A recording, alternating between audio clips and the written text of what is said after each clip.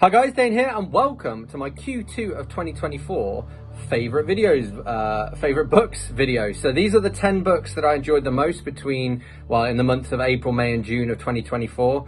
It's now nearly the end of October, so I've cut this late as usual. I am trying to catch up on my videos. We'll see how we get on with that. But yes, 10 books in order of how much I like them. Let's go. Dane reads. So at number 10 we have The Compleat Ankh-Morpork by Terry Pratchett, and this is literally it's just like a big old A4 book that's kind of designed as like a guide to a visitor to the city of Ankh-Morpork. Now obviously it's a fictional city, but it's written with all of that kind of verve and flair that you expect from Terry Pratchett, and it's just a very approachable, very engaging and very funny read. So one that I would definitely recommend if you're a Discworld fan. It's not one to start with. I mean, again, it is literally a guide to the city. You're literally like, you've got like business ads and things like that, and it's fun if you know the world because you're kind of laughing at these fictitious businesses, but at the end of the day it is still what it is, and that's why it didn't rank any higher. And number 9 we've got Gotta Get Through This by Louis Theroux, and this is basically like a memoir of what it was like for him during the COVID-19 pandemic. So it's got all of kind of his relationship with his wife and his kids. It already feels dated because we're now in a post-COVID world, but it's an interesting read nonetheless, and it's kind of interesting to see how he coped with it. He was like drinking too much, he was struggling with his mental health and things like that. It's a very open and honest book. Yeah. Again, if you're a Louis Theroux fan, it's probably worth checking out, although I do think it's probably the weakest of his books. The fact that it ranks this high shows how good his other books are. At number 8, we have The Day the Screens Went Blank by Danny Wallace. So this is a middle grade book, which is about the day the screens went blank. So basically one day out of the blue, anything with a screen no longer works. We follow like a pretty typical family as they come to terms with that. Obviously the kids are missing their iPads and things like that. They start to worry about their grandma. So they're going to like go and try and visit her, but they can't ring her because they don't have a number written down anywhere. It's only saved on their phones. And when they go off to like drive towards her, they can't use a sat nav or anything like that. So it's kind of an interesting look at how much we rely on devices with screens. There's not really a twist at the end, but we have like a new normal at the end. Basically the screens never come back. And it looks at how life would be different. Yeah, and it's just funny as well. Next up we have Paula Hawkins with A Slow Fire Burning. Paula Hawkins is a thriller writer. She wrote The Girl on the Train. This one I did enjoy more than The Girl on the Train. I thought that one was overhyped. I mean, this is still a pretty standard thriller. If you like thrillers, you're going to like it. I did write my review that even though it's called A Slow Fire Burning, it doesn't feel like a slow fire as you're reading it. It is quite fast-paced, twisty and turny. Lots to enjoy. Yeah. Then we have James Acaster's Classic Scrapes by James Acaster. So Acaster is a comedian. He's one of those comedians where I think a lot of people probably don't recognize the name, but when they see him, they're like, oh, that guy. His Classic Scrapes, he was on I can't actually remember who it was now, but he was on a radio show with another comedian. And he used to go on each week and share stories from his childhood, like just the embarrassing things that he did. Like when he claimed to be able to juggle at a school play and then nobody actually checked it until the day of the performance. And he's just there like trying to blag that he can juggle even though he can't. Lots of just funny little stories written in a very amusing way. Now the interesting thing with this is, again, because a lot of these actually appeared on the radio show first and were then kind of written out for this book, it does come across in his voice, but it's hard to tell like how much of it is like his writing style and how much of it is just his spoken style. But still, very funny stuff, would recommend. Okay, next we have Circe by Madeline Miller, and this is just the story of Circe, some classic Greek mythology. Yes, it is Greek. Just checking in my head there. Circe is like a feminist icon, at least for me.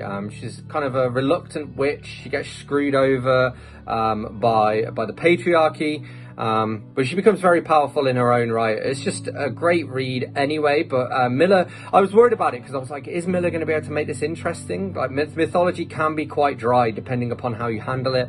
Miller did it really well. It just came across like it's Greek mythology, but with a modern twist. It reads very much like a modern tale, but is very, very true to the Circe story as well. So I would recommend for sure. I recommend all of these, otherwise they won't be on this list. Next up we have A Promised Land by Barack Obama. So this is non-fiction. It's Obama's memoir, kind of his time in office. I believe there's going to be a second part. He kind of said that there was going to be. I don't know if there is. It was a long old read. I actually had the audiobook of it, which was narrated by him as well. And yeah, it's about his terms in office. I mean, he's got previous books out there that kind of talk about his earlier life, and yeah, this is very much about his time in office. The only thing I would say is if you've read Michelle Obama's Becoming, her book and Barack's book cover a lot of ground, and they were both being written at the same time, and they cover a lot at the same times. It's almost like if you read one, you almost don't need to read the other. I enjoyed both of them, but certainly you can probably get away with just reading just one of them. You know, make of that as you will. At number 3, we have Rama 2 by Arthur C. Clarke. So Rendezvous with Rama is currently my favourite Arthur C. Clarke book. Rama 2 is the sequel to it. It's much more of an adventure book with some like political intrigue thrown in, whereas before the first one was very much hard sci-fi. Obviously, it does still have a lot of sci-fi elements to it. We return to Rama, basically. We know that the Ramans do things in threes, so we can safely say that after Rama 2, there's probably going to be a third Rama as well. But yes, we return to kind of Rama, or a second Rama, and we learn a lot more about this like mysterious alien civilization. But also, as I said, there's a lot more of this human intrigue. So we have people on board the mission who have been paid for exclusives by journalists and all this kind of stuff. Betrayal amongst the ranks, all of that. I really enjoyed it. Not quite as good as the first book, but still way worth reading. Don't listen to the people who say to only read the first book. Read the second one as well. At number 2, we have Ahmed Sadaawi, Frankenstein in Baghdad. So this was, I think, longlisted for the Man Booker a few years back. It's basically inspired by Frankenstein, but set in Baghdad during the American occupation, during the Second Gulf War, the early part of the 21st century. Basically, someone's going around taking the body parts of people who've been killed in car bombs and things like that, and stitching them together into a new Frankenstein. And the creature then wants to get revenge for the people that were killed. Lots of characters. It can be hard from a Western point of view to remember which character is which. That's just a byproduct of our own ignorance of Islamic culture and Islamic names and things like that, or at least that's how I felt about it. With that said, every character is very fleshed out. None of them are caricatures or anything like that. So by the end of it, you're very much like, oh, okay, that's that guy, that's that guy, that's that guy. Obviously, some pretty decent female characters in it as well. I was very, very impressed by Frankenstein in Baghdad. I picked it up almost on a whim just because I'd heard about it on BookTube back in the day.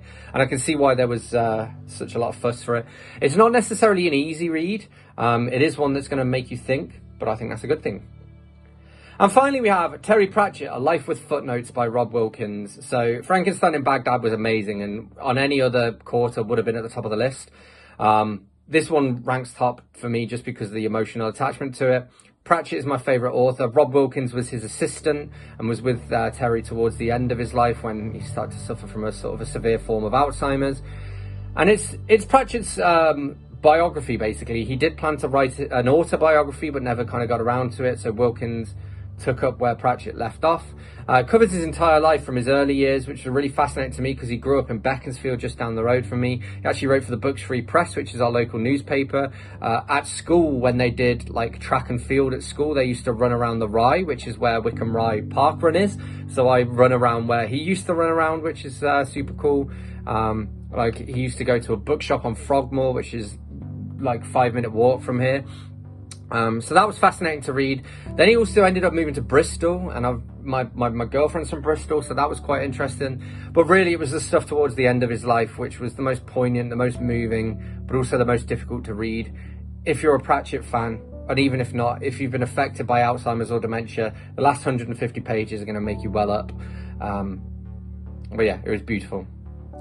So there we have it. Those are my Q2 faves. I will have my Q3 faves coming soon. I've linked as well to all of these if I did individual review videos. As always, let me know in the comments if you've read any of these books, and if so, what you thought of them. Hit that like button if you've enjoyed this video. Hit that subscribe button for more, and I will see you soon for another bookish video. Thanks a lot. Bye-bye.